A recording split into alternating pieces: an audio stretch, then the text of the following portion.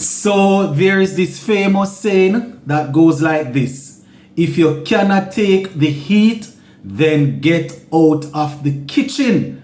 And it seems as if the heat in the kitchen was getting too hot for Nicholas Pooran. This, as earlier today he decided to announce his resignation as captain. So he has stepped aside and he's allowing someone else to do the job. Welcome my viewers and subscribers. Welcome back to the channel. So I have some more information as it relates to that. Going to share with you guys exactly what Pooran said, and I will give you my point of view as per usual.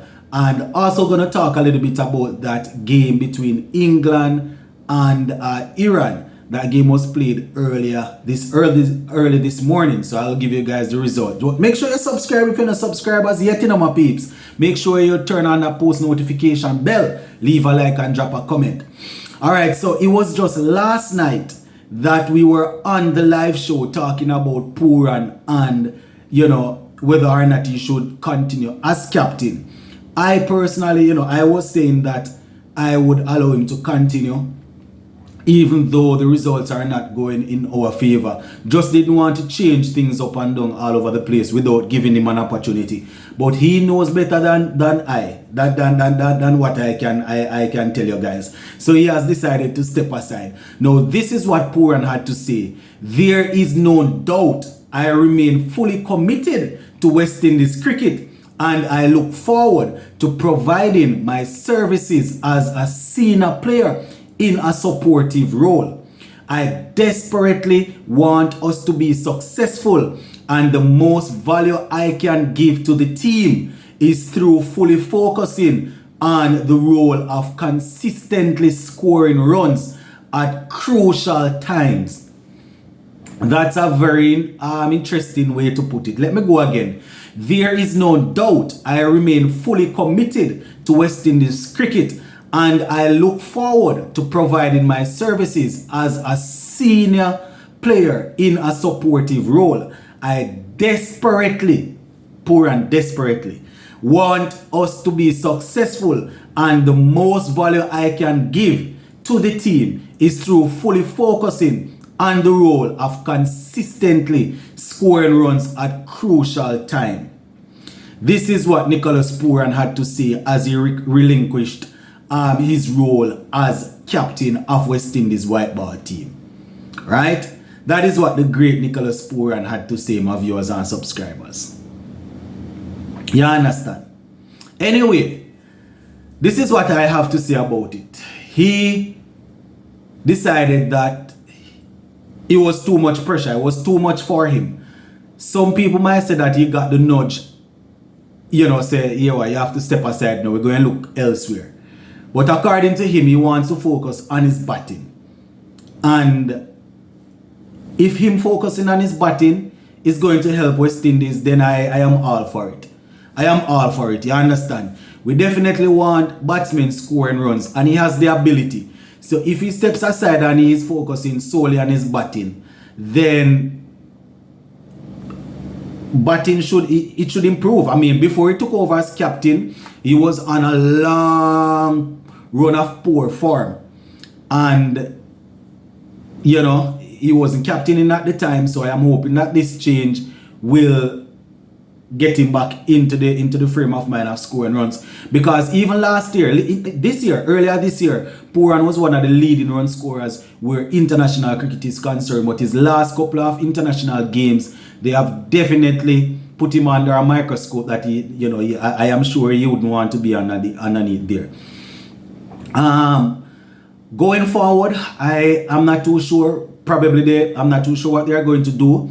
If they are going to split the roles, so we will have 3 different captains. Brathwaite captain in the test team.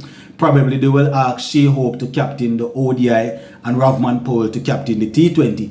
Or it could be a case where they just ask Ravman Powell to do both ODI and T20s.